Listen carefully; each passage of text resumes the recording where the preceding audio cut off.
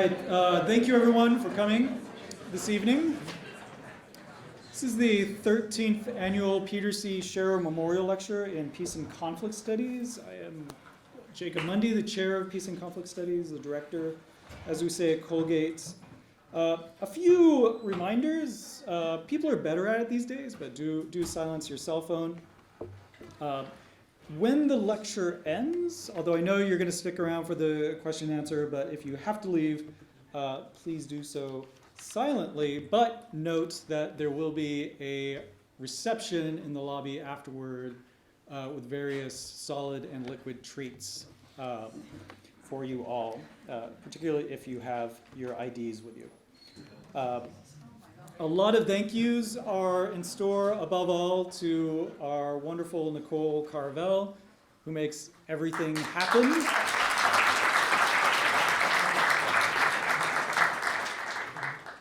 And before we hear a little bit about the life and legacy of Peter Schaehrer, I did want to acknowledge the presence of several alumni that have made this speaker series possible. Bill, who will come up in a minute, Hitchings, Art Clark, raise your hand, all right, and John and Grace McLean.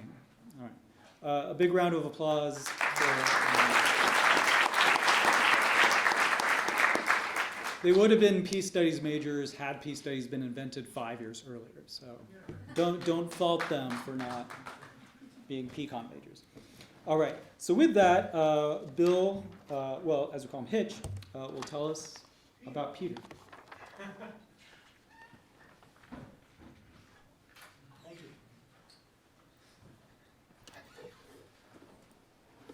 Goodness, full house. Good evening. My name is Bill Hitchings, as Jacob said, and I'm also the class of 1965. I'm very pleased to be back and part of the Colgate community along with Art and John. And it is the 13th, and that's a lucky number around here. For 13 years, we thank the Pecan Department for making all this. It all began with Professor Dan Monk about 15 years ago when we met in New York and we were looking for a way to remember Pete and honor Pete. And we came up with this idea of having a lecture, a distinguished lecture every year. And it's worked out magnificently. So thank you, Pecan, and thank you for all your contributions. 60 years ago, I was Pete Schaehrer's roommate. We lived in what is now the Creative Arts Center. We called it a Neapolitan slum at the time. And he was a remarkable person. He was a remarkable friend, a remarkable brother. He was bright. He had a wicked sense of humor. He was a musical person. He was in the choir, the church choir, the chapel choir, as well as the glee club. And more than that, he was a leader. He was the president of the student body his senior year, and he remained an academician. He got his master's degree here at Colgate in counseling as a student counselor. As I said, he was a dorm advisor for his senior year, but he remained an academician. He got his doctorate at Columbia and stayed involved with academics his entire life. He sadly died in the summer of 1989 of HIV, of AIDS. And this was before the chemo cocktails were available, and it was a very sad ending for a very distinguished man. Our fraternity assembled 1 year later in 1990 for our 25th reunion, and we were looking for some mechanism to remember Pete, given his tragic death. And the idea languished for a while. We threw it around for a while and didn't know what what to do, and family and careers and things got in the way. But I said around 15 years ago, Dan Monk met with us in New York, and we started fundraising, and we set this lecture series up to remember Pete. I would note there was one person very much involved with this who led the effort, and that was Rick Steggy, who was president of the Phi Psi House when we were in our senior year. And he really led the effort, the fundraising, the interaction with the community, with the university, to make this all happen. It was brilliant. Dan led it, but the people in Pecan who succeeded him have carried on admirably, and thank you. Why Pecan? Our class was very aware of peace and conflict. Did something just come up? There's a ship, okay. It was a very fraught with timed historical events. Marches for equality were occurring in the South. There were riots. There were people jailed in the South. It was the start of a disastrous 9-year misadventure in Vietnam, which caused the deaths of 5 people in our class, including Steve Riggs, who's in the hockey, who's the Steve Riggs hockey class of '65 rink. The Cold War was escalating, went back and forth, and that's recently remanifested itself with events in Ukraine. So things that began then still have their continuity. The part that was very interesting was 60 years ago, there was something called the draft. And if you were a male, you signed up for the draft when you were 18 years old, and you became vulnerable. You became vulnerable for Vietnam. So as a class, as that era, we were all vulnerable, and we thought about it all the time. Apropos to tonight's lecture, it also saw the emergence of standalone entities in the Middle East. So that really began after World War II, but really gained traction at that time. The thing that's interesting now, as I reflect back, and this is the end, was 60 years ago, there was no internet, there was no exchange of information. Our news consisted of 2 half-hour news broadcasts every evening from Walter Cronkite and Huntley and Brinkley. That was news. There were 6 maybe copies of the New York Times that were available if you went to the library. But that's how we got our news, and it was kind of an isolated environment to be in. I want to thank you all for being here. Those of us that aren't here would also thank you, because this lecture means very much to us. And thank you very much for coming from England to talk to us tonight. There was also a young lady in the audience who led me down the hill tonight. I was lost at the upper end of the campus, and someone very kindly led me down the hill and led me to the golden auditorium of Brian Little's Hall. So thank you, whoever you are.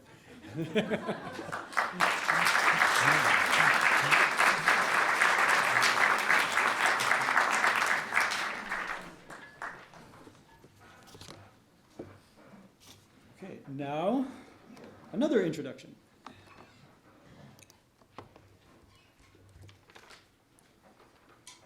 Okay. Having served at several leading institutions of higher education in the United Kingdom, Professor Laleh Khalili was recently appointed to the Al-Qasmi Chair in Gulf Studies at the University of Exeter's Institute of Arabic and Islamic Studies. Her appointment to this position immediately made my PhD from the same institution much more valuable, even though I received it like 13 years ago. So thank you for that. Professor Khalili spent the earlier parts of her career exploring the violences of imperial occupations, counterinsurgency programs, authoritarian policing, and regimes of torture. It's no wonder then that she decided to take a break from all of that, from peering into the darker corners of our contemporary condition. But in Sinews War and Trade, Khalili asks deceptively simple questions that yield surprisingly insightful answers. Why do ships follow the paths they do, in and through the region we know as the Middle East, from the Mediterranean Sea and the Indian Ocean, through, but sometimes around, the Suez Canal? Why are ports where they are? Are these constellations of docks a simple question of geography, naturally deep harbors, abodes from monsoons? Or are they legacies of imperialism, sites on maps where coal and later bunkering fuel were once cached for world-spanning archipelagos of military and trade infrastructures? Or, after 1979, lily pads for an imaginary war should the Soviet Union make a play for Middle Eastern oil? What is the relationship between, on the one hand, shipworms bathed in the warmth of the Red Sea who found the hemp wrappings of early telegraph cables quite delicious, and, on the other hand, the enormous container vessels that now transit that narrow passage? Vessels like the Ever Given, which, serendipitously for me, ran aground in the Suez Canal in March 2021 while I was teaching a course on the political economy of the Middle East. For scholars of peace and conflict, we like to remind the world that enormous ships like the Ever Given are a product of wars. The need to make trans-Pacific shipping more efficient in the context of the Vietnam War. The need to increase economies of scale in shipping during repeated closures of the Suez Canal from the 1950s to the 1970s. And the war against organized labor power of ship and dock workers using the technologies of containerization and port automation. As Professor Khalili demonstrates, the world is now woven together through seaborne infrastructures of war and trade that radiate in, through, and from the Middle East.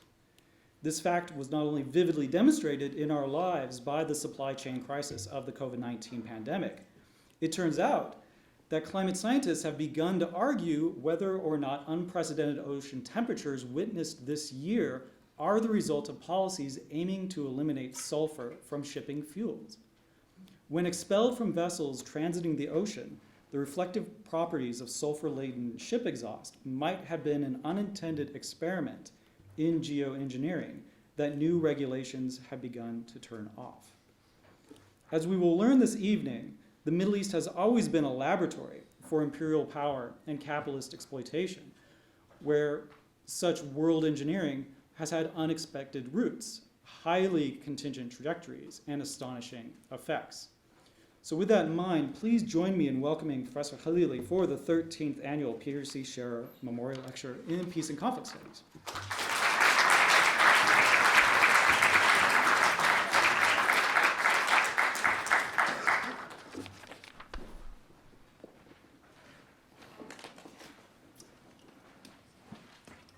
A little bit of prep work first. Okay. Hello. Thank you so much for being here tonight. It's 11 o'clock. If I falter as I'm speaking, do forgive me. It's midnight my time. I also want to thank the alumni who funded this lecture. I'm incredibly grateful, and it has been lovely to meet some of you, Bill, John, and Grace, and Art. We just said hello, but we didn't actually get to talk. So thank you very much for the invitation to be here. I hadn't quite realized that Pete Schaehrer had a PhD from Columbia, which is where I got my PhD from as well. So there is that very nice convergence. I'm incredibly grateful to Nicole Carvel for doing unbelievably amazing and efficient organization. She's incredible and very patient, as yesterday the driver that was going to bring me from the airport to here and I kept missing each other. at the very small Syracuse airport. How does one do that? I don't know. But anyway, I did manage to do that. And Nicole is the one who's connecting us. So thank you, Nicole. I'm also incredibly grateful to Jacob for the invitation. Jacob, I'm the Pecan program, for the invitation to be here. And to all of you for showing up tonight. Hopefully the wine afterwards, at least for those of you who are of age, I'd forgotten the whole IDing thing here, will be compensation for having to sit through this. Okay. Have I thanked everybody that I needed to thank? I think I have. The talk today draws from the book that was on the screen earlier in Jacob's overly generous introduction of me. And it focuses on the ways in which war and trade are fungible, exchangeable, and irretrievably, irreversibly intertwined with one another. What I want to do is I want to start by talking about the importance and centrality of war and the ways in which it dictates, shapes, intertwines with, constantly replaces, works in circulation alongside relationships of trade in the Middle East. What I will do is, I've got a bunch of nice little slides. I'll provide some statistics that update some of the things that are in the book, but by and large draw from the book for what I'm going to be talking about today. One of the other things that I'm going to be doing today is I'm going to be putting the emphasis quite a bit on oil, which appears in the book. But I'm going to emphasize it in part because my next big project is, I've got two big projects on the back burner, and one of them is going to be on oil, so I've got oil on the brain. Okay, to begin.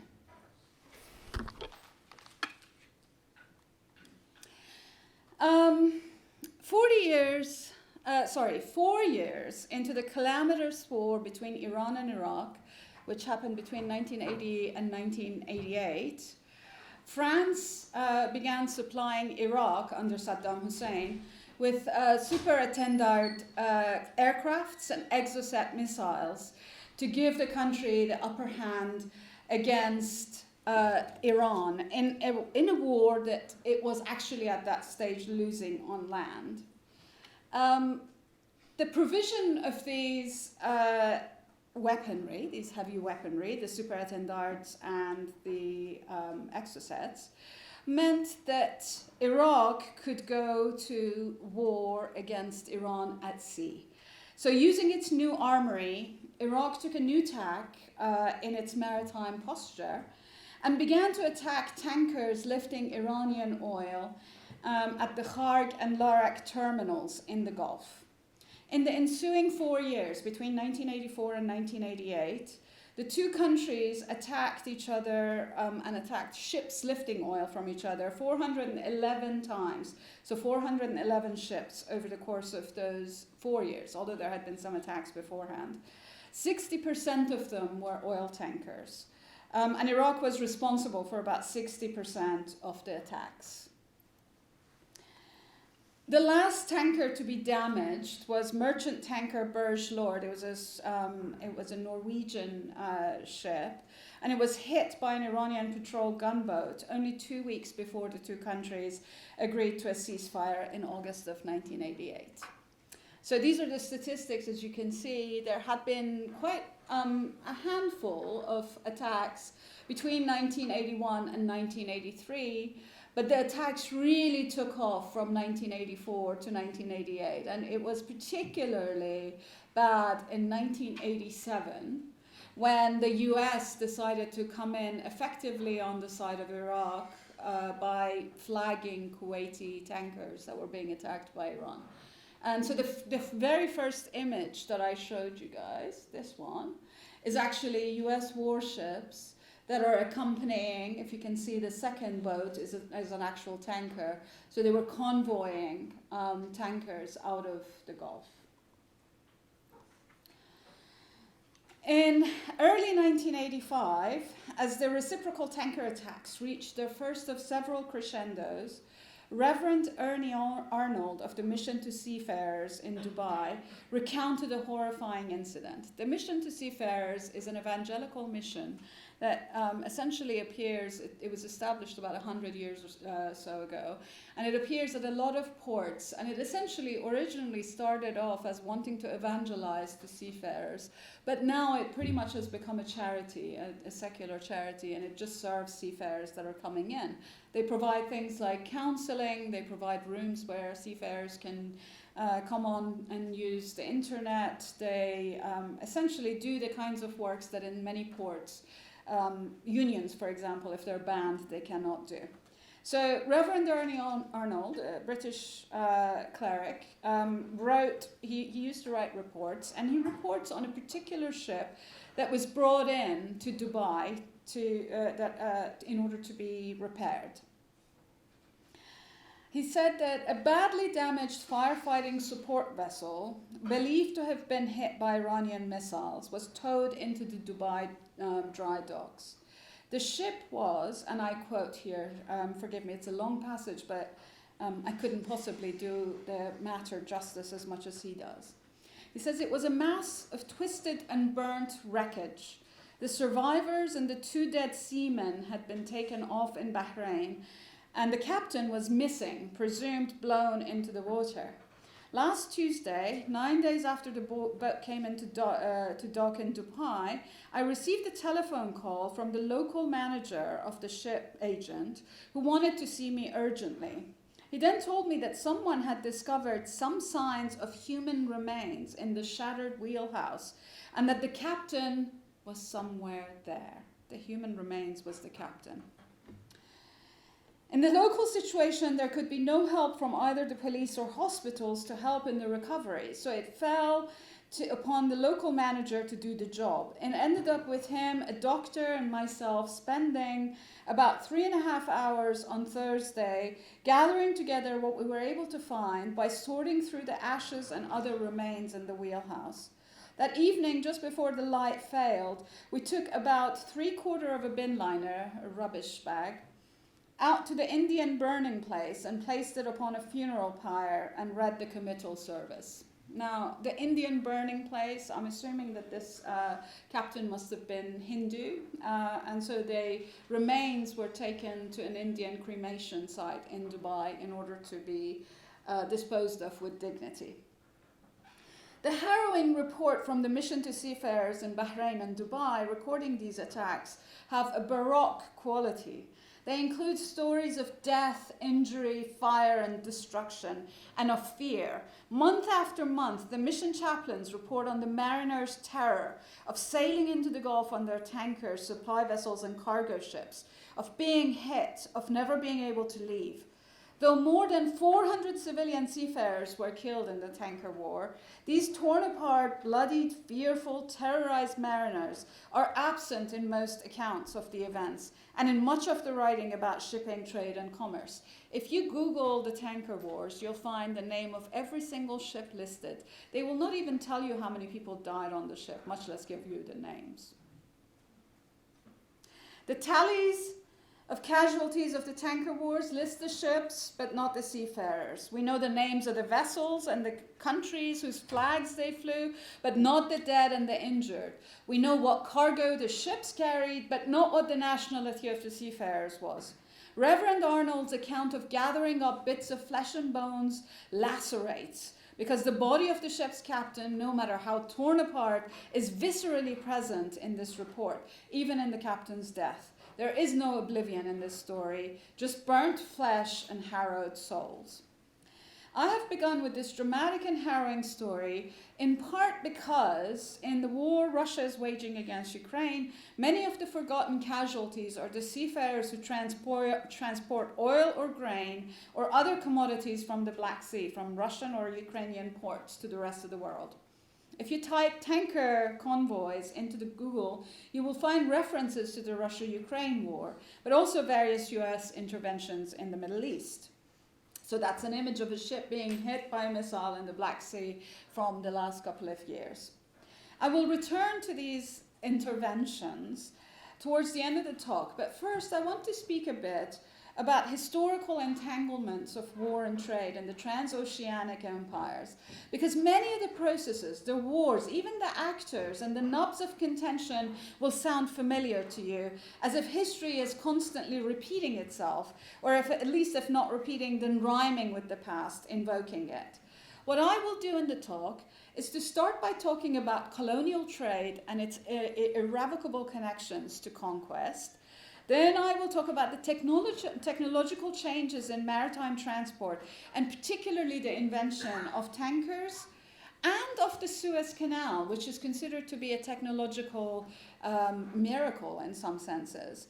And then finally, I will talk about the geopolitics of war and the echo of war and geopolitics in maritime commerce in the Western Indian Ocean and the Middle East as a whole. So, to begin, long before the Portuguese, the Dutch, the French, and the British East India companies, they all had East India companies that went into the region, forcefully inserted themselves into the pre-existing trade networks, precious metals, spices, timber, aromatics, textiles, silk, cotton, other goods traveled aboard cargo ships across the waters and along the coasts of the Indian Ocean. Many of these routes and ports of trade became objects of European conquest precisely because of their abundance, the sophistication of their mechanisms of exchange. They already had systems of exchange that allowed for people, long before internet, long before telegraph, long before telephones, to actually establish debts across the ocean, to collect bills for cargoes that moved across the ocean. And these mechanisms that existed were so sophisticated that ended up being co-opted by the empires that came into the region. But what was also interesting was that if you look at this image, this is of course of the Eastern Indian Ocean, is the archipelagic nature of the area. It is archipelagos of islands everywhere, and therefore you have seafaring infrastructures in all sorts of places. You have ports in place. You have cities that produce, for example, a lot of seafarers. Seafarers is very skilled work. And of course you have to have seafarers that can work on board ships. And so this area was perfect for maritime trade and for maritime conquest.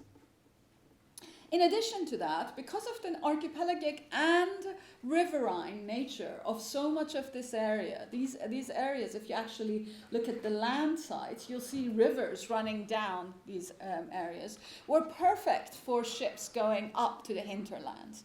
And so what you ended up having was these areas that were actually, the maritime could act as a staging ground for subsequent land conquest. And so it was an important and significant area of the world. The Portuguese entry into the Indian Ocean commerce formalized existing relations there, and it also formalized rivalries in both trade and conquest. And it transformed other kinds of relations in the area. For example, the Portuguese instituted new mechanisms in order to police the maritime trade routes, to ensure that there wasn't going to be piracy, to collect fees and customs on a lot of the trade that was happening in the region. And in order to do all of that policing, they introduced forms of control and surveillance of shipping that hadn't existed before.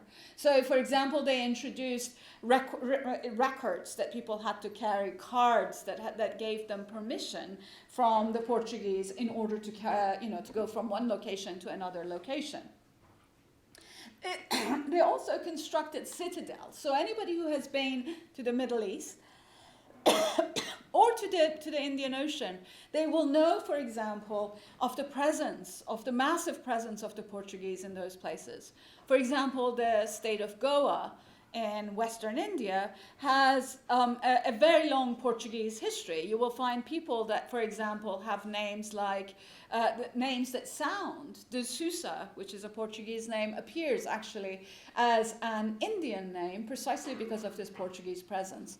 If you go to Oman or some of the islands in the Gulf in southern Iran, you will find Portuguese forts that have been built, towers and citadels in these areas. And so the Portuguese were really present in these places. The conflicts between the Portuguese and local merchants and rulers, and later between the Portuguese and the Dutch, reshaped the volume of trade for cargoes traversing the area. Spice in this era became much more important than other commodities, and the routes that incorporated spice-producing lands became more profitable. In part, why do you guys think, just like now going into my teacher mode, why do you think that spice was such a good commodity as compared with, say, timber? Does anybody want to venture a guess? Food preservation. Sorry, food preservation? Yeah. Flavor? Yeah? Because you can carry a lot of it? Because you can carry a lot of it, and the value per weight, good one, the value per weight is really high, right? This much spice would bring you more than, say, a ton of timber. If it's saffron, it's more expensive than gold. So spice was actually really something very useful to carry by ship, because it was the value per volume was extremely high. And of course, it was also very much desired. Imperial monopoly restrictions on particular commodities encouraged new routes. What do I mean by imperial monopolies? So certain empires established monopolies on the trade of certain things in order to artificially bump up the price. Thank you. And so, for example, certain commodities, we actually find that to be the case even today with oil. And certainly was the case when the American and British oil companies owned a lot of oil. But essentially, if you control a commodity completely, you can set the prices for it. And of course, if you set the prices, you can set the prices in such a way that you profit from it. And so one of the things that empires did was they established monopolies in a lot of these places. Under European control of trade in the Indian Ocean, and especially with British colonialism, ports were forced to specialize in areas specifically in order to sort of allow for that monopoly to happen in that particular cargo. So some of these ports primarily exported specific kinds of raw materials, while others became adept at producing specific kinds of manufactured goods. We actually find that continuation of that kind of a process even today. This process of specialization affected what sorts of ships could arrive in what sorts of ports. And it was also very important and very central to how well a particular port was incorporated in the networks of trade. So if you were, for example, a port that was really close to areas that produced coal, you'd do really well when you had steamships, because the steamships could come in there to refuel, because coal is, of course, very bulky and difficult to transport. So you want your port to be close to a coal-producing region. And so these ports end up becoming really important for that reason. In addition to that, new monetary and credit regimes were introduced. Also very significantly, racialized hierarchies and various forms of labor exploitation, from wage labor to slavery to corvée or forced labor to indentured labor, these were all different ways in which you actually could force people to work, were institutionalized by law. Sea routes, emporia of trade, and colonial bases were now affected by new modes of production. Colonial expansion ruthlessly decimated some ports and founded new nodes of trade in the region. So in some ways, the colonial conquest, attendant with the kinds of military invasion, was really, really important to the expansion of imperial trade. In fact, one of the reasons that the East India Company, the British East India Company, was so incredibly successful was because their ships were one of the earliest to be able to combine a very large cargo hold along with cannons, so that they could go into ports and they could fire off on whoever they wanted to fire off on. And that actually allowed their ships to be both incredible vehicles for war and incredible vehicles for trade. But then there were technological inventions that end up emerging, which end up being incredibly important. And one of these technological inventions was steamships. Now, before steamships, you had sailing vessels.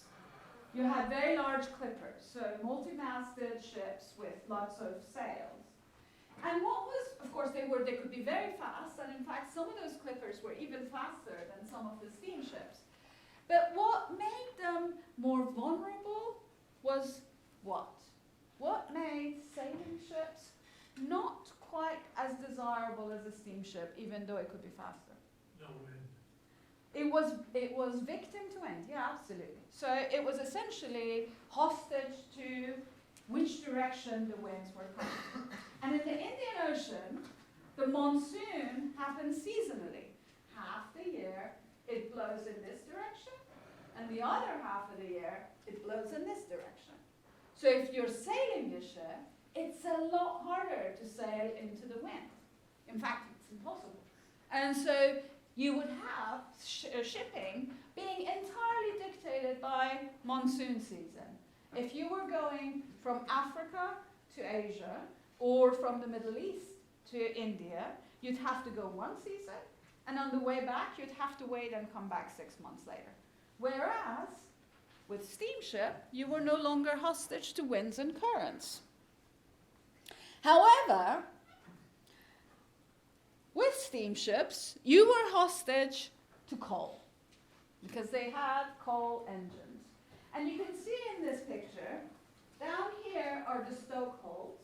This is where the coal was essentially stored. And you had to have ships that actually carried their coal with them. And you had to have workers that worked down there. And the temperature down there could reach 60 degrees. That's above 110 degrees Fahrenheit.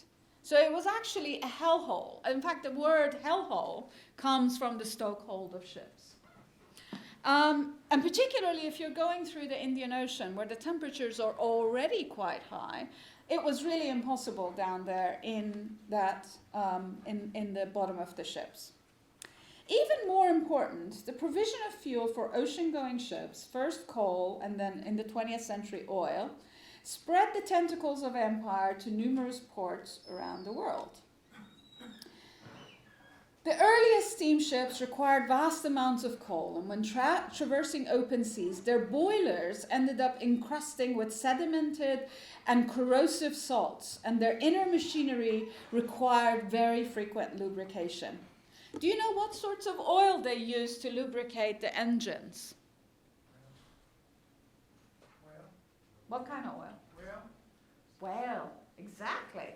In fact, the whale population of the world was decimated precisely because they needed oil in order to lubricate ships. Has anybody here read Moby Dick? My favorite maritime novel. Moby Dick is all about going hunting for whales for precisely that.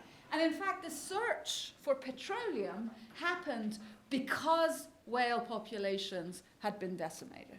So there is this very interesting way in which oil becomes a very significant factor precisely in order to allow coal ships, coal-burning ships, to go across the seas. The navigability and power of steamships nevertheless made them an irresistible weapon in the strategic and commercial contestation between European empires. The French colonization of Algeria in 1830, for example, stoked British fears that the Mediterranean was becoming what they called a French lake, in the same way that the Black Sea had become a Russian lake. This is in the 19th century. British imperial officials thought the consolidation of their control in South Asia would prove advantageous against France and Russia in Europe itself. But to reach South Asia profitably, they had to have more powerful, faster ships that were not hostage to winds. So the British East India Company converted its fleet from sail to steam in the 1830s.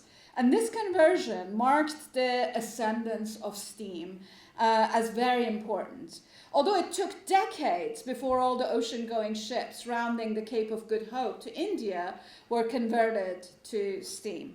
The The East India Company's turn to steam then spurred the British government to put the Admiralty boats, so the naval boats, on steam, and that meant that the moment that the Admiralty, the moment that your government's navy decides to switch to steam, it ends up being that that becomes the law of the land. And so the British, through the government of Bombay, decided to establish a coaling station on the route from Bombay to Suez, and from there overland to Alexandria, resulting in the occupation of the island of Socotra. So that's the island of Socotra, in the Indian Ocean in 1835. Socotra's harbors, however, did not provide good shelter. In fact, something about the way that the harbor sat meant that when the winds blew, it actually blew the ships into the harbor. So they weren't considered to be very good harbors. In addition to that, Socotra was considered to be malarial, and this was before the discovery of various kinds of solutions to malaria, and so it wasn't a very good island.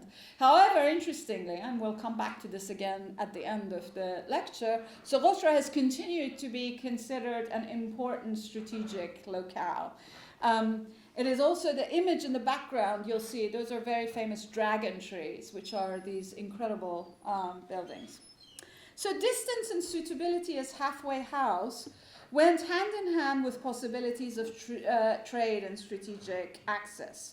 When they moved from from Socotra, they decided to go to the city of Aden, which is today in Yemen. And shortly thereafter, Aden ended up becoming very central to the British Empire, to the point that at some point, Aden was the most important refueling port in the world after London, New York, and Liverpool.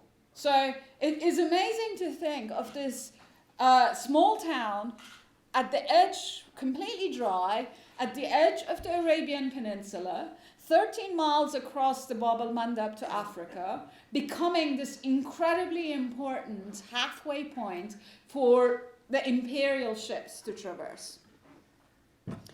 What was also really interesting about Aden was that at the point at which it became a British colony, the Suez Canal had not been opened. So in fact, what the ships ended up doing was they would come from India to Aden, then go back up the Horn of Africa, then would come down and they would round out the Cape of Good Hope. Or alternatively, they would go to Aden, they would go up the Gulf of Suez, and then everything would be unloaded from the ship onto camel caravans, taken to Alexandria, put on a ship again. So it was quite a complicated situation. And what is really interesting about that is that when all of that happened, it actually spurred on the idea that perhaps a canal could be dug in order to facilitate and speed up the route between Britain and India. Because instead of having to unload the ships and reload them or go all the way around the continent of Africa in order to get to Europe, it just made sense to do this.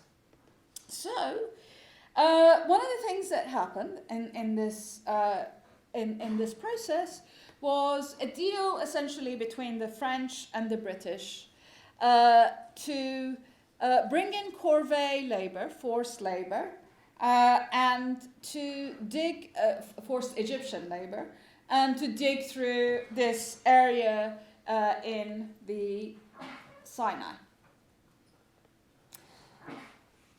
Walt Whitman had been on one of the earliest ships going through the Suez Canal.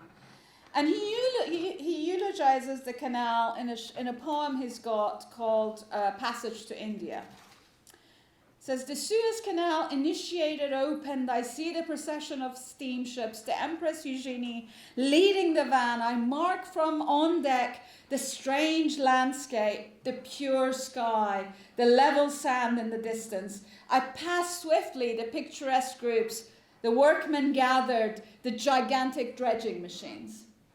The picture in the background that you see is from the container ship that I took in 2016 going through the Suez Canal, when a second channel had been opened in the canal. And so you actually see the two-way traffic. Our ship was going south and the other ship was coming north.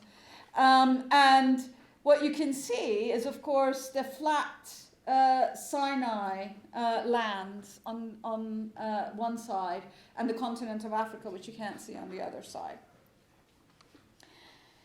Canal fees were, though the Suez Canal was not regularly incorporated into the journey from Europe to Asia until 10 years after it had been opened, one cannot overestimate its subsequent importance in global trade. The opening of the canal encouraged the expansion of Aden and Jeddah, helped Britain consolidate its imperial power, facilitated the transformation of the petroleum industry, which I'll talk about in a moment, and accelerated the expansion of extractive industries in Asia and Africa. Canal fees were extremely high, and the canal was fully operational only in 1871. In its early years, the only ships that used it were naval vessels, imperial naval vessels, and only a decade later, the primary ships that used it were imperial mail ships, post ships that carried the post on contracts from the imperial governments. In other words, the newly built canal was essentially, in its first 2 or 3 decades, subsidized by European navies and by European states wanting to communicate. The canal became the preferred route for Europeans regularly traveling to India, among them British colonial officials and military officers. Suez Canal policies also influenced the spread of petroleum tanker ships. Perhaps the single most important ingredient in the transformation of oil into a globally tradable commodity has been the invention of big, massive tankers to convey the liquid cargo more easily in their bulk. Before tankers, when oil was first discovered in which country? Pennsylvania. Very good. In the US, when oil was transported across the sea, do you know how it was carried? In barrels. Which is why, even today, almost 200 years later, when oil pricing is set, even though nobody uses an oil barrel anymore, the prices are per barrel still.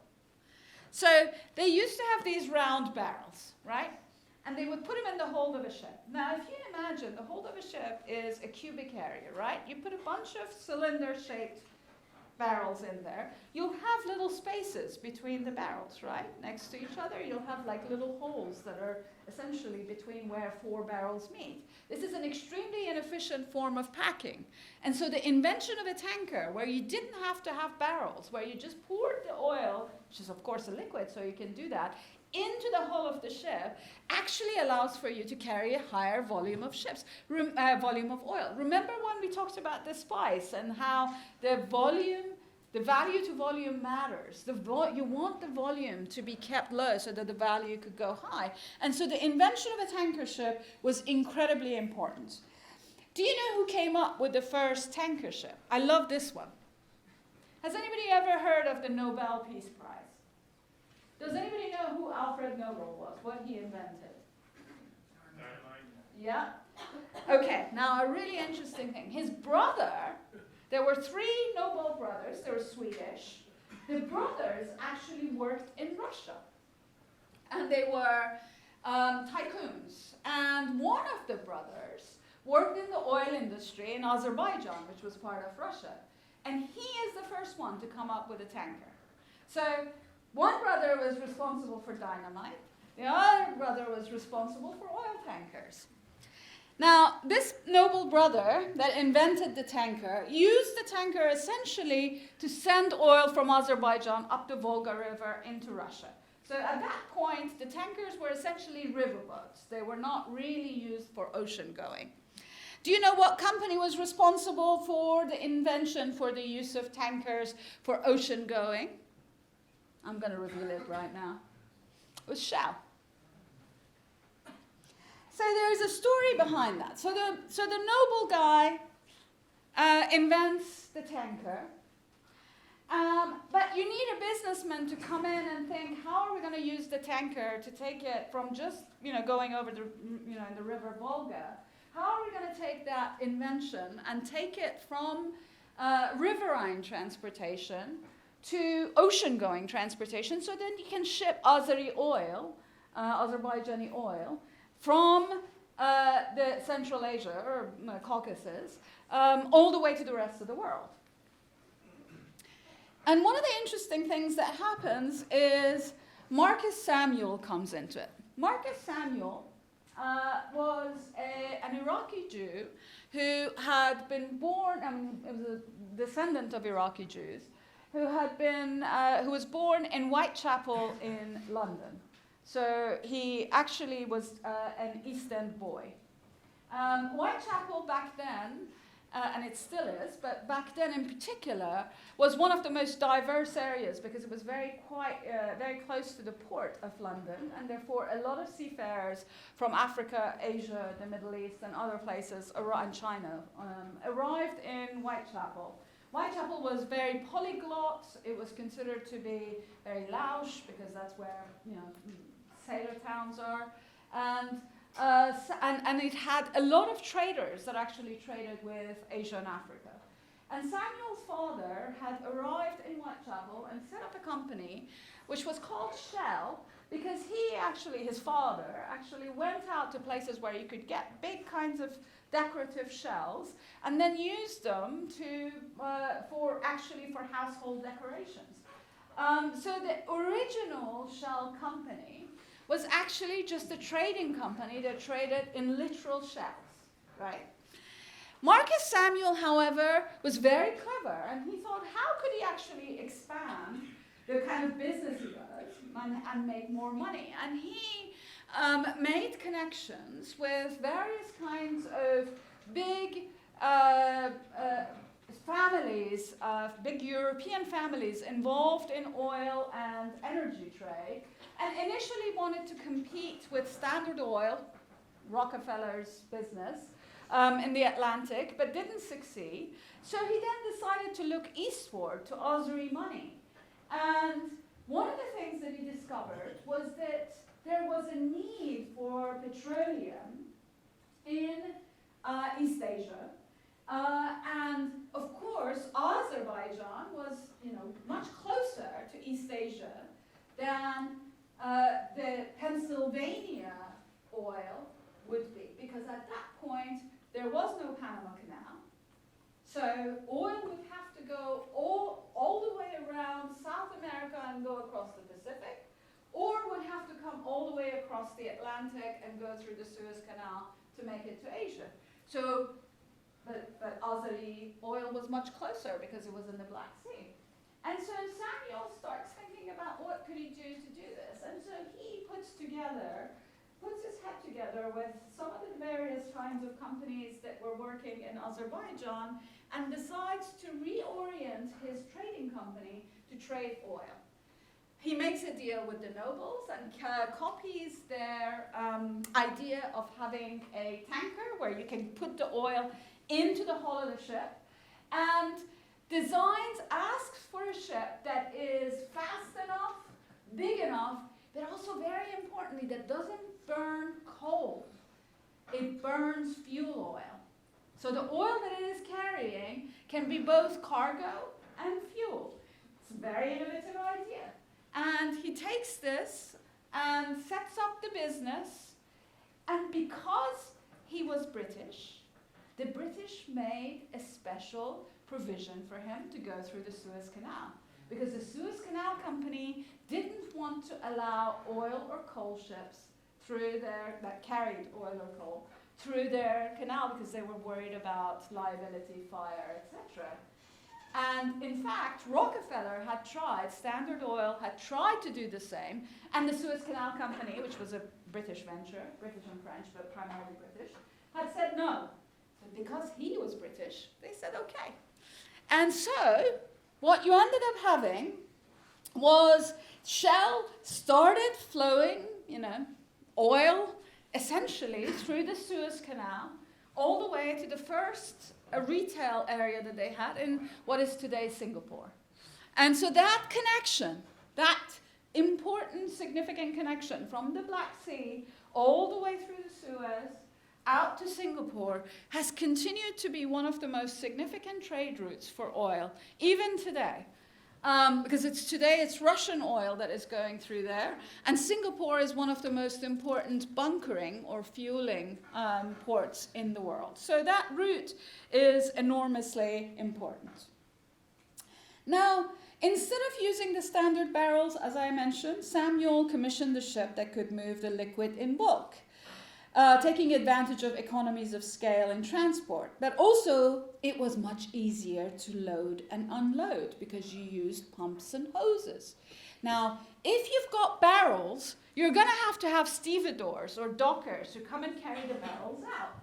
But if your hull, and that's Murex is the very first tank ship, when you have liquid sitting in the hull of a ship, you bring a pump, you bring a bunch of hoses, you automate the thing, you get your unruly dockers out of the way. So it was actually also a very successful method for sidelining workers. It was an imperial weapon, it was money-making weapon, it was also a very good weapon essentially for fighting against workers. Establishing the route of the first such ship, the Murex, required much backroom negotiation as well as the support of the British government. The British hoped that by helping a British business gain a head start on transport companies on Standard Oil, against Standard Oil, it could secure strategic advantage against the world's largest petroleum producer. And so Suez Canal authorities ended up allowing Shell to go through. Now, when you see, these are the two, I have put a comparison here for you guys to see. This is the biggest ship ever built.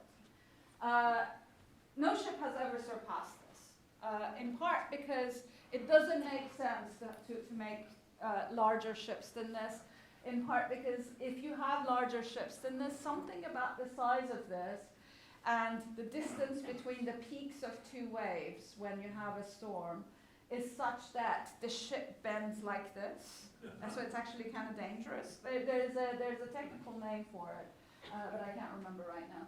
And so this is the largest ship ever laid down, so you can see the comparison between the two of them. This is 460 meters long, so that's, if you times 3 it, you'll get it in feet. So it was enormous, and the biggest ships today are only about 400 meters long. So, as I said, it has never been surpassed. But also the amount of the tonnage that they carry is astonishing, because that one carried, the tonnage was 3,500 tons, whereas this one is 260,000 tons, if you look at it. It was actually also, the Seawise Giant was also one of the ships, actually, that was injured, that was incapacitated in the Iran-Iraq tanker wars. It had to be towed to Singapore. It was repaired and completely redone, and then actually relaunched under a different name. So it is quite significant in that sense. So the plan was a success for Shell, which eventually merged with Royal Dutch. Royal Dutch was a producer, Shell was the trading arm, and so the two of them became Royal Dutch Shell. Within a few short years, tankers became the standard vehicle for petroleum transport, and their widespread adoption enormously increased the Suez Canal traffic. The ease of transporting petroleum by tanker was one factor in the eventual displacement of coal as the fuel of global economies. A drop in the southbound transportation of coal through the canal was eventually balanced by the massive increase in the northbound traffic of petroleum. So you can see these statistics. While in 1910, crude oil constituted only 1% of the total northbound tonnage of oil through the canal, by 1960, petroleum's share of tonnage traveling northbound through the canal had increased to nearly 82%. That percentage has dropped down quite dramatically since. And in part, that drop has been because of the increase in other forms of cargo that is traveling, in part because pipelines have taken over, but in part also because there are now multiple sites of production of oil, and the world's biggest producer and exporter of oil today is the United States, which is kind of an astonishing statistic. And so you don't have as much oil flowing through the canal as you did before. This is kind of an astonishing set of changes that you can see. And the surge in extraction and trade of oil in the 50-year period had seismic effects in the making of the politics and social relations of the Arabian Peninsula and, of course, of the world. Which brings us to more contemporary times. Now, actually, this is also, you can see the shifts, tanker, bulk, and container. Bulk transport is like ships that carry stuff in their hull, like grain or coal. So they're not in containers and they're not liquid. Okay, which brings us to the Ever Given and the little bulldozer, the little digger that could. Okay, now we all remember the Ever Given blockage of Suez Canal in 2021. But the Suez Canal was shut twice for much longer during the 20th century with world-changing effects. So the first time that it was shut down was in 1956, and with the invasion of Egypt by the tripartite powers, Britain, France, and Israel, in response to the nationalization of the Suez Canal. The effect of the closure was immediate and long-lasting. Ships carrying oil from the Middle East now had to go around the Cape of Good Hope in Africa, and South African ports saw a huge rise in ships arriving there. And so there was a massive import of beef from what was then Rhodesia into Cape Town in order to feed all of the sailors that were coming through. I mean, if you think about the ways in which things change, is astonishing. So there was a huge, massive amount, sort of export of or import of beef from Rhodesia into Cape Town. Maritime freight rates worldwide spiked, with Gulf of Mexico Rotterdam rates increasing from $14 to $18, but doubling in the Gulf of Mexico to India route from $19 to $38, because now the ships have to go around the Cape of Good Hope or around the Pacific. What's interesting is that the pattern of life in Europe also changed. So, for example, the New York Times lamented the shift in British tea habits because ships steaming from India now had to go further distances, resulting in higher tea leaf prices. And there are some indications that indeed that was the moment at which there was a lot of coffee, that was actually coffee shops that opened. I know it sounds absolutely absurd, but it's actually true. What is also really interesting is that this was a moment at which, precisely because of fuel shortages in India, resulting in factory closures and layoffs, there was a sharp increase in immigration from Britain to New Zealand, Australia, and Canada. So you can see that an 8-month closure of the Suez Canal had effects that you couldn't even put your finger on, that you don't even connect, right? Tea habits changing, migration patterns changing. The canal closure saw an intensified interest in pipeline construction. It also saw an interest in ever larger ships, because if you had to send a ship around the Cape of Good Hope, you want the economies of scale, right? So you go for larger and larger ships. You want to make it worthwhile, and so that also happened. But also, very interestingly, the closure of the Suez Canal in that moment resulted in exploration for oil in new locations that didn't have to go through the canal. And that was when you actually saw a ramping up of exploration of oil in Libya, in Nigeria, and in Algeria. And so you suddenly had the Mediterranean and West African countries becoming very important in that way. Now, the canal was shut for 8 months in 1956. It also shut down for much longer in 1967. That time, when it shut down in 1967 because of the Israeli war with the Arab states, the closure actually lasted for 8 years, not 8 months. And the immediate effect was, of course, reflected in the price of oil.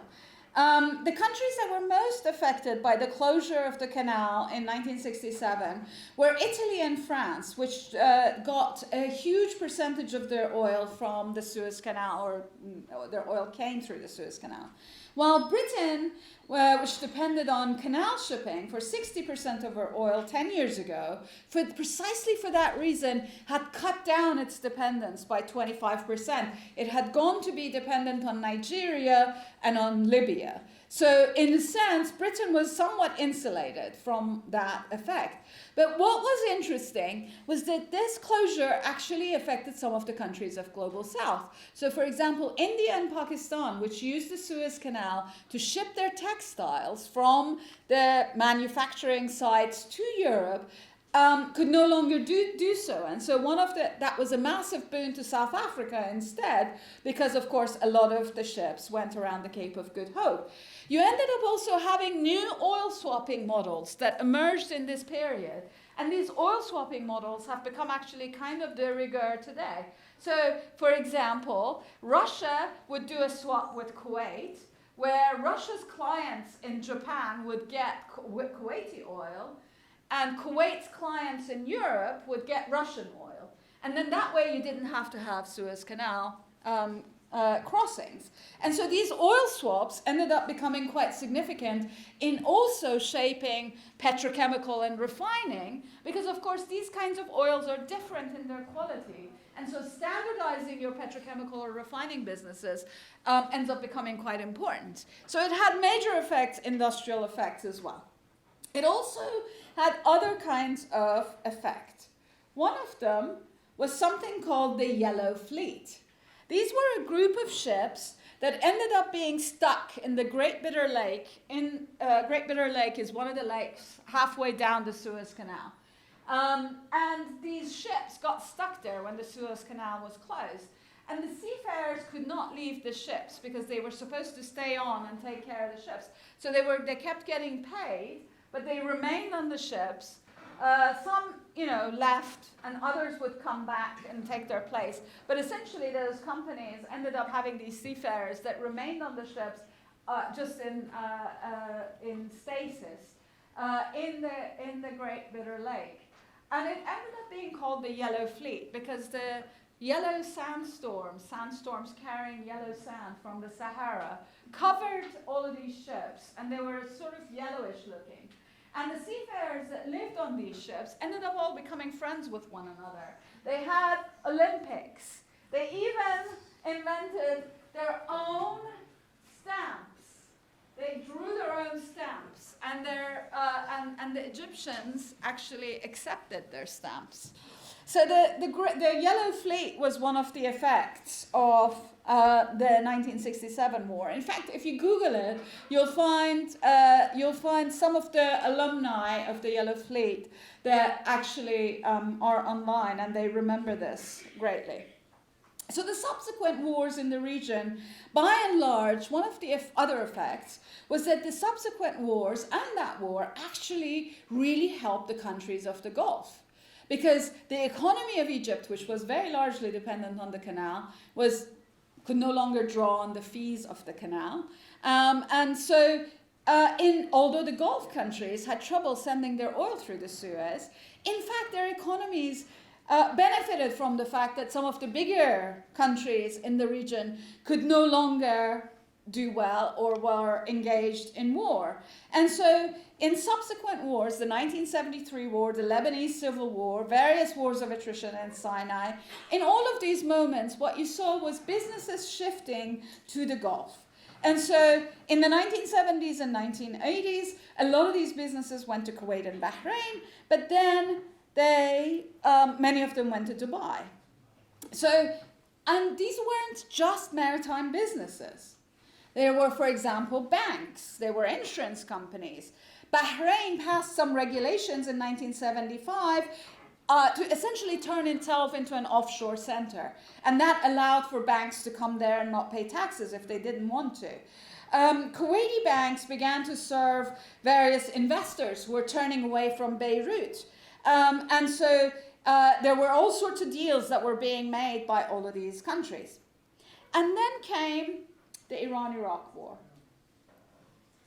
which I talked about at the beginning, with its devastating tanker wars, and the manner in which Dubai ports acted as an entry point for Iraq, while Kuwaiti ports became a kind of proxy for, Dubai for Iran and Kuwait for Iraq. And what ended up becoming was that the Iran-Iraq war also brought about changes that essentially set the stage for the US becoming very embroiled in the region. In some ways, the experiences of the US preparation for the Iraq War and the Desert Shield and then later Desert Storm in 1990s foreshadowed the 2003 invasion. When Iraq invaded Kuwait and laid waste to Kuwait City in 1990 and the oil fields surrounding it, they set a bunch of oil fields on fire, Jebel Ali port in Dubai was the immediate beneficiary. For the US, Desert Shield and Desert Storm were an occasion to flaunt the new world order under its hegemony. But what was interesting was when you actually go and read some of the stuff that the Pentagon puts out, is that they're actually writing about the 1990-1991 preparation for the war against Iraq as an incredible military exercise in logistics and planning. They used that as a kind of a laboratory to prove that the massive US apparatus of military logistics could actually, in a space of mere months, bring in forces from all around. The shipping company Maersk, who you may be familiar with from their very distinctive blue color boxes and ships, was actually the biggest US partner in this process and continues to be to some extent. And it essentially ended up becoming a kind of an extension of the US Transportation Command, allowing for the movement of material, tanks, bullets, containerized trade, fuel, etc. for the US. What was also really interesting was the extent to which this preparation had essentially already been ramped up quite a long time before. In the ramp-up of forces, US military and chartered civilian aircrafts transported personnel or smaller and more compact items to the battlefield staging areas. Tanks, wheeled vehicles, heavy armament, and other bulky goods were transported aboard ships from ports around the world. Hundreds of ships left 16 US ports and 15 foreign ports, especially Rotterdam in the Netherlands, and hauled millions of tons of tonnage to countries of the Gulf. The US Merchant Marine Fleet was requisitioned first, but the US Transportation Command also chartered a large number of foreign flag ships from Maersk for the delivery of the material. The ports of Dammam and Jubail became the staging ground for US forces. Dammam and Jubail are just around this area. So this is Saudi Arabia, that's Kuwait, and of course that's Iraq.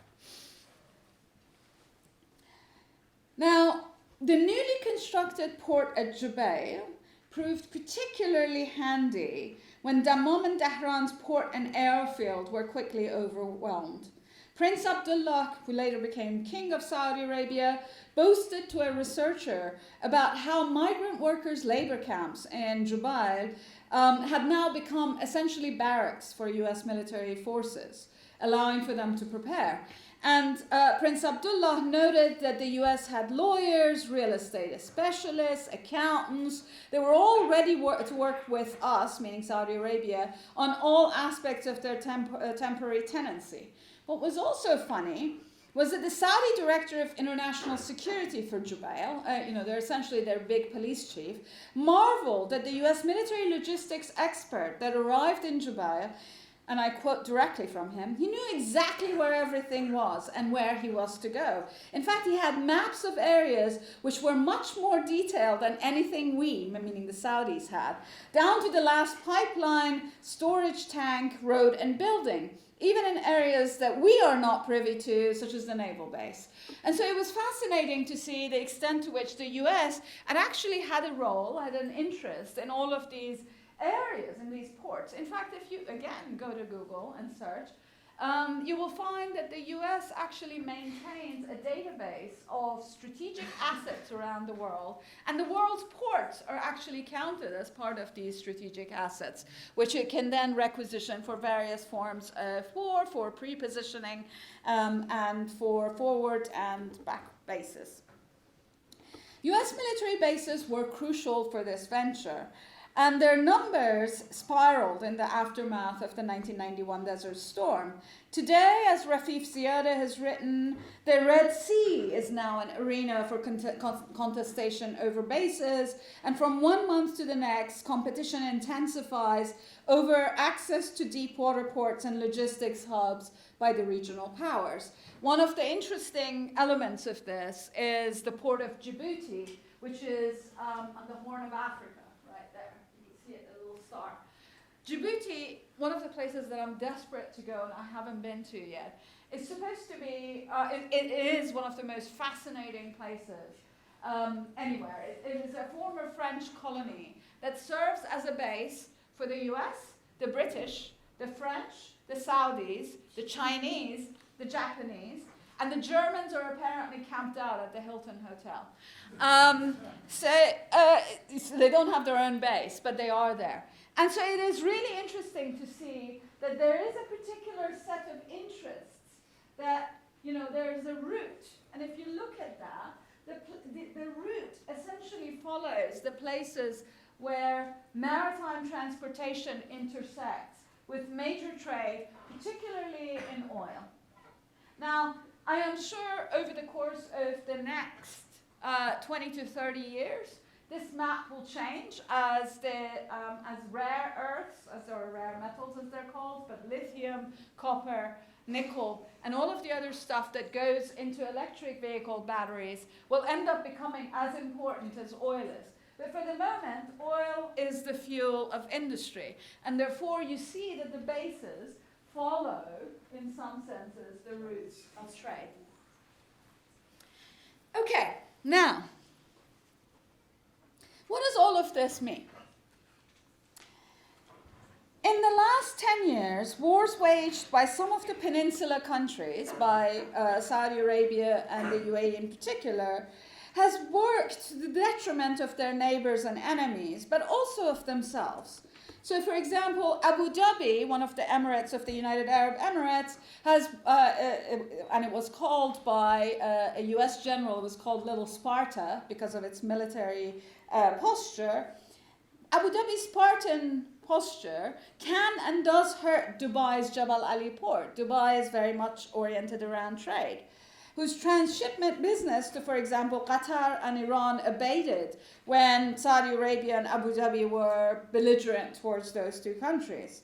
Of course, trade recovered in both instances as soon as the UAE began to reach out to its enemies, Iran and Syria, but also to its secret friend Israel to revive their relations. And of course, Russia's war on Ukraine has also proved a boon to the UAE. Loads of Russian capital has decamped there. A lot of Russian oil trade now happens through Dubai.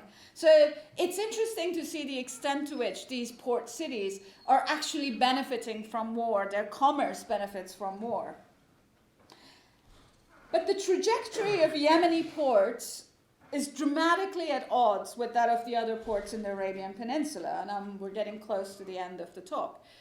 Where Jebel Ali, Salalah in Oman, Port Hamad in Qatar, Dammam in Saudi Arabia have arisen out of unspoiled coasts to become linchpins in regional and global networks of trade, the ports of Yemen that were once thriving have had mixed fortunes in the post-colonial moment, but have been catastrophically destroyed in the wars waged on the country by Saudi Arabia and the UAE since 2015, which is now in ceasefire, although one wonders.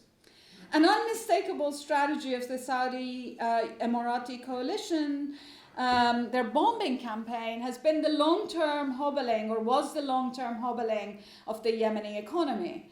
The strategy translated into the total domination of the navigable harbors and port structures by the coalition as future strategic bases for commercial and military control. The war fragmented Yemen into areas controlled by different coalition members, their clients, and other local actors. The UAE and its local allies hold the port of Aden as their prize and have set up a new base in the island of Socotra, which I mentioned at the beginning of the talk, which the British had found inhospitable as a coaling station nearly 200 years before the UAE takeover of Socotra. And then UAE ceased its hostilities in Yemen. So, nevertheless, the ports of Aden and Hodeidah are lying ruins with the debris of their gantry cranes haunting the slowly decaying portside berths. Meanwhile, Saudi Arabia and the UAE have been diverting containerized cargo to Jeddah or to Jabal Ali. Even humanitarian cargo is routed to the port of Jizan in Saudi Arabia. There's also been other effects. One of them is SFO Schaehrer. SFO Schaehrer is a massive tanker that was used as oil storage by the Yemeni government. But when the war took off, there could be the ship was essentially abandoned very close to Aden, and it was beginning to rust. As you know, Red Sea is an extremely saline environment. It's one of the most saline seas. And because of the narrow entry points at the two ends, the salinity tends to remain the same. And so the salinity is actually resulting in the massive corrosion of the body of SFO Schaehrer, the bigger ship over to the right. And so for the last 6 years, there has been an effort, diplomatic effort by the UN and others to try to get the ship unloaded from the oil that has been in there, because the corrosion could potentially lead to leaks. And of course, the Red Sea is this incredible area with really amazing reefs that could be potentially destroyed. And only in the last few months has SFO Schaehrer been safely, finally, the oil in it has been decanted into another ship so that it shouldn't be as a danger. But it is really interesting that something that during peacetime was a source of storage, energy, etc., was a massive danger during wartime, even without being hit directly to the ecology of the region. There's a way that war and trade affect the emergence of new ports and the destruction of old ones. Alliances and enmities will determine what maritime infrastructure and commercial relations will take shape.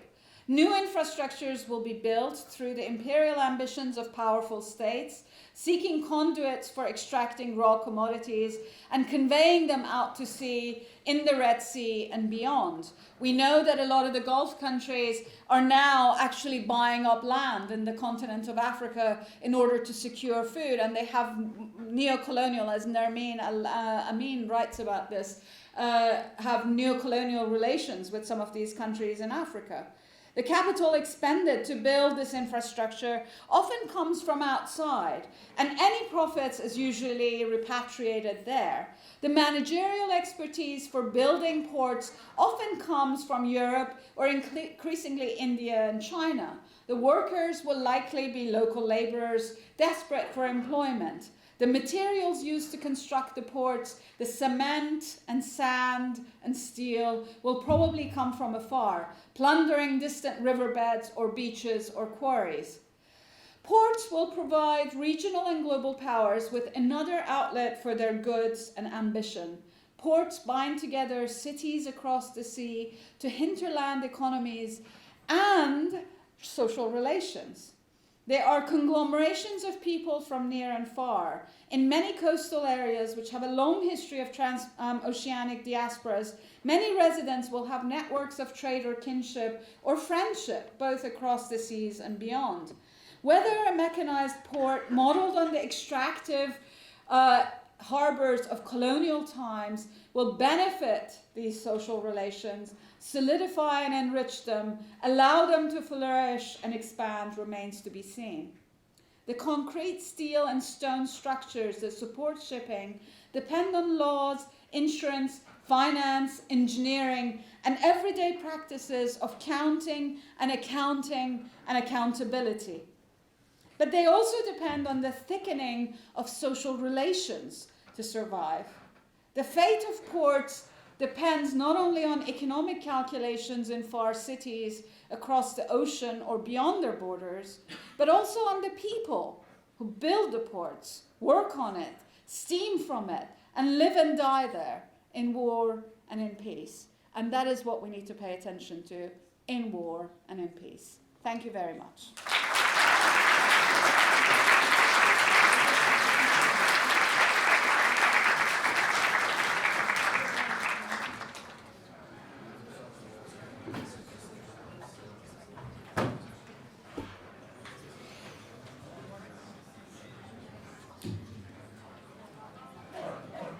Okay, before we take any questions, we'll let anyone who needs to exit.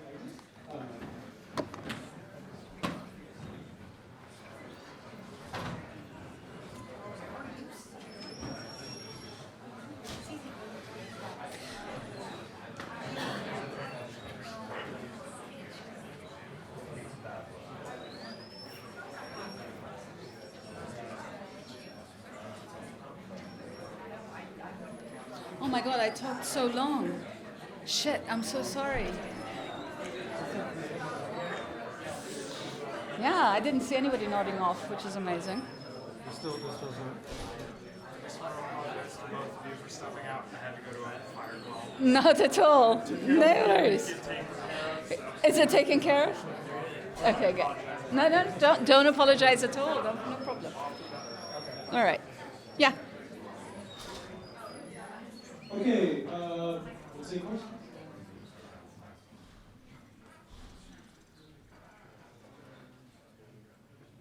Just raise your hand.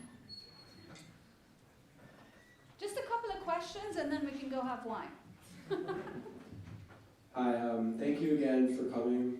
I guess my question is, how did the OPEC oil crisis impact the Suez Canal closure the second time? So the 1973, that's a really interesting, it's a really interesting question, in part because the 1973, OPEC properly cartelized in 1971, and the processes of nationalization started then. The Suez Canal was already closed, the price of oil was going up, and obviously if you're transporting oil and you have to go further distances, that actually also increases the price of oil further, right? Because the cost of shipping has increased.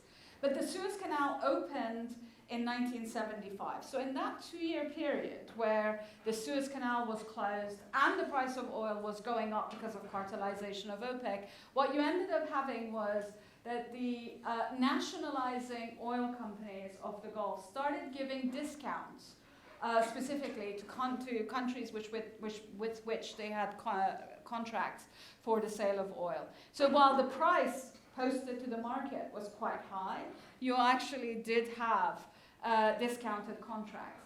It did have another effect though, and the process of nationalization and these incredibly high prices of oil is when you start seeing the exploitation of the oil sands in Canada, the ramping up of production from the North Sea fields, offshore fields, which were people at the time didn't think that it would be possible because of the depth of the North Sea and the conditions of the sea in that moment. And of course the technologies that today we call fracking started, the exploitation of shale oil and gas were started to be explored at that moment. So it did have these very long-term effects in that moment.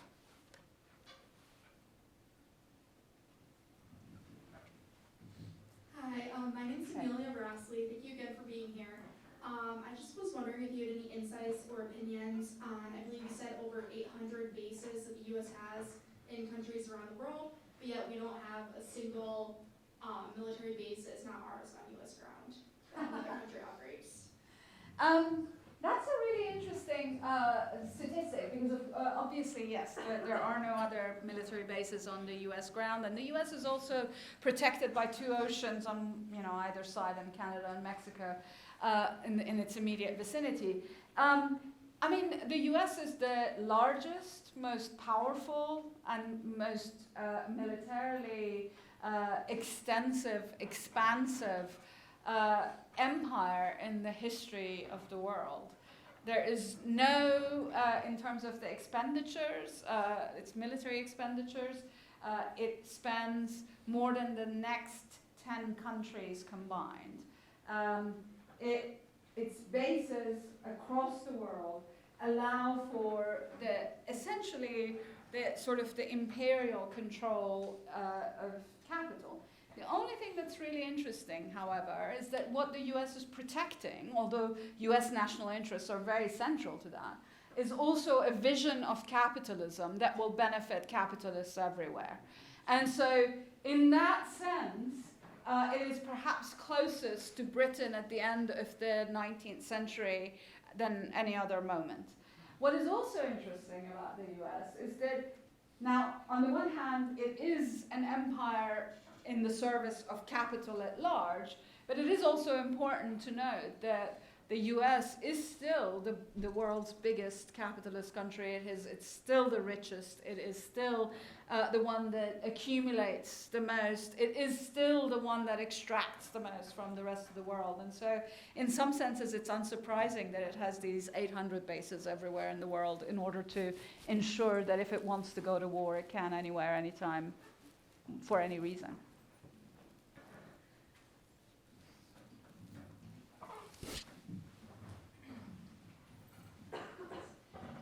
Hi, thank you for coming as well. I just had a question about the future of the Suez Canal. So, like looking to changing patterns in like oil scarcity and people moving away to like renewable energy and that kind of thing, and changing patterns in commerce. Like, what do you think the role of the Suez Canal will be like in the near future, the far future, that kind of thing? Brilliant question.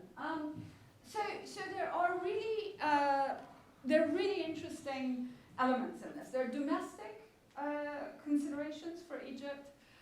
There are broader geopolitical considerations, and then there is also one other consideration which people don't often think about, and that is the effect of climate change on the canals, Suez and Panama especially.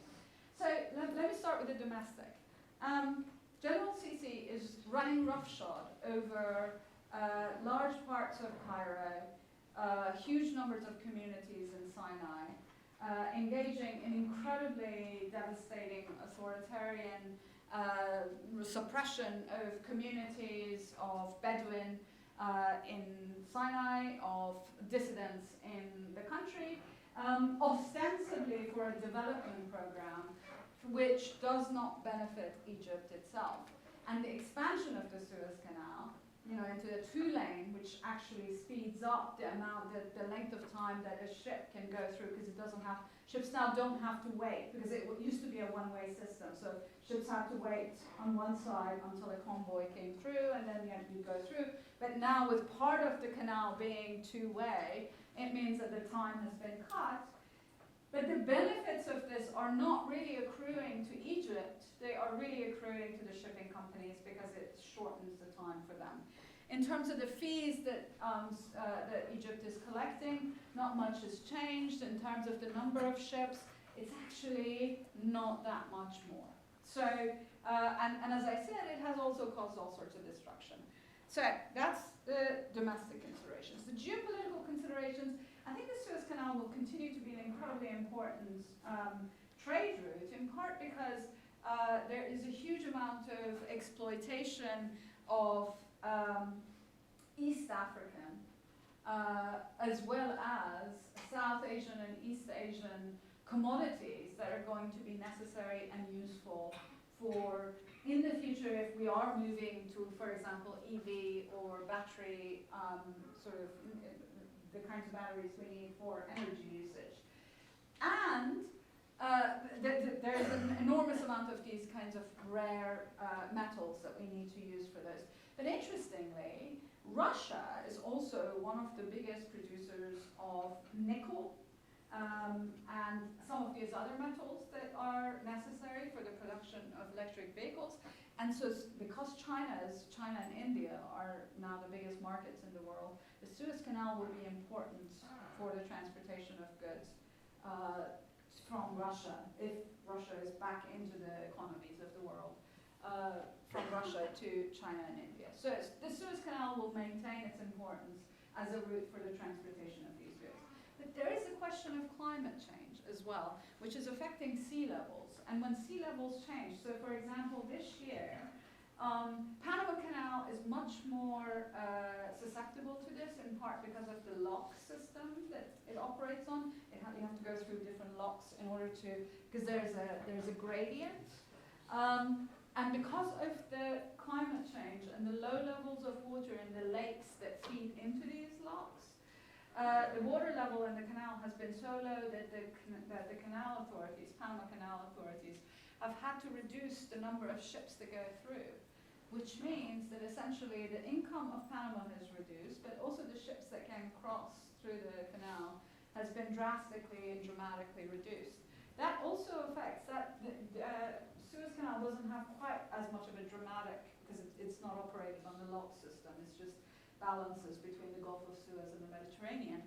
But it is also, it will be affected by that change in the climate. And so I think that is something that is really concerning to at least the people who give a shit about the climate. Sorry, I should have said I'm a potty mouth. I've been very restrained, actually. Hi.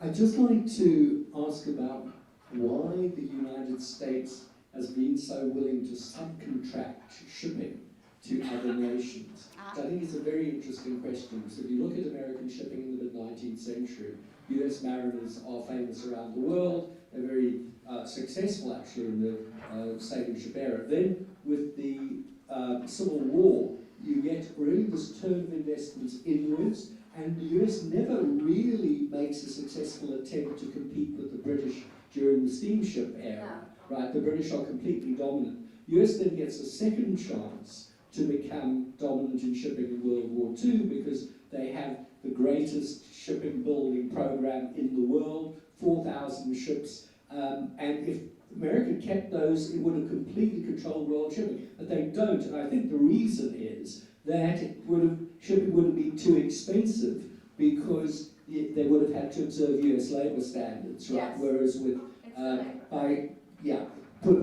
creating the flag of convenience system, you get cheap labour from other countries. And it's quite interesting that even now, if you look at American shipping pundits, they complain all the time that although there's all this legislation like the Jones Act and so on, which is supposed to protect American shipping, it's in fact weakened all the time. So American shipping strength, sort of directly owned, is actually pretty pathetic.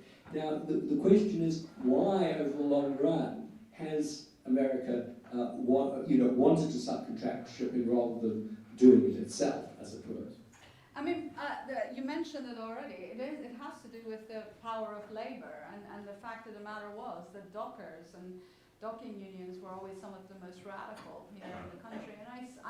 And also, I suspect that if you also had shipbuilding, then you had the steel workers, and then you had sort of the coal workers that would go into that. And these were incredibly active and quite strong unions. And I think that you see the decline of the American shipping going hand in hand with the decline in legislation, or with the legislation that stops protecting the wages of American workers. Jones Act is really the only thing that remains. The Jones Act, for those who may not be familiar with it, is an act that was passed during the U.S. colonial period, where it was actually colonizing all the different, Caribbean countries and some in the Pacific. And it was essentially an act intended to protect U.S. coastal shipping. So if a ship went from one U.S. coast to another U.S. coast, and some of these colonies were considered part of that, the ship would have to have would have to fly a U.S. flag, would have to have some proportion American ownership, and would have to employ a certain proportion of American seafarers. And so it protected both American ship owning capital and American labor. And I think the Jones Act is the only thing that remains, and you constantly see attacks against the Jones Act as well. And so it really does have to do that. Subcontracting has to do with trying to get rid of contentious labor, and it sort of works the same way as the Thatcher breaking apart the coal industry in the UK, which happened to be very powerful, very strong, and very central to the UK economy. It's essentially a kind of an ideological decision in order to get rid of an industry, in order to get rid of its workers.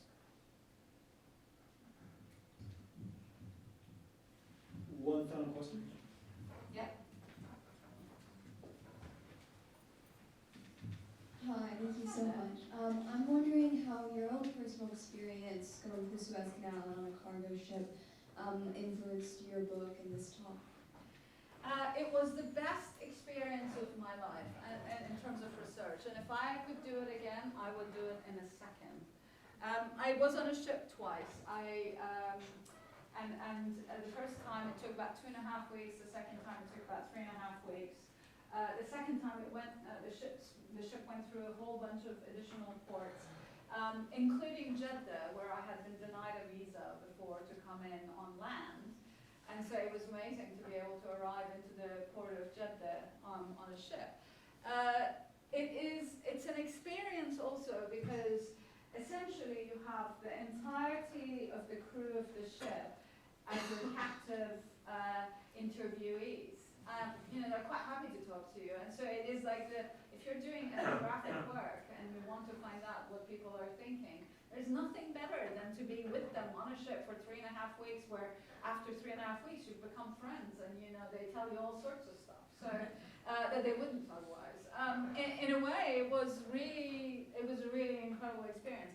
It was also routinized life. It was I was the fittest I have ever been because I wasn't working on the ship, so I could go to the gym on the ship, 2 hours every day while listening to audiobooks. It was amazing. And then you also get to see, stars. You get to see the sea. You get to talk. You get to find out about the lives of Filipino seafarers, Croatian officers. You visit the engine room. It is an astonishing experience in terms of the kinds of technologies that exist. You have a sense of the reality and day-to-dayness of work, but also the sort of the vastness of the earth we inhabit. You get to see pollution on land. You get to see plastic in the middle of the sea. You get a sense of how we're not very good stewards of the earth we're given. Yeah. All right. Well, thank you once again. Thank you very much. Thank you for having me and for being here. It has been an honor and a pleasure. And thank you for surviving, my overly long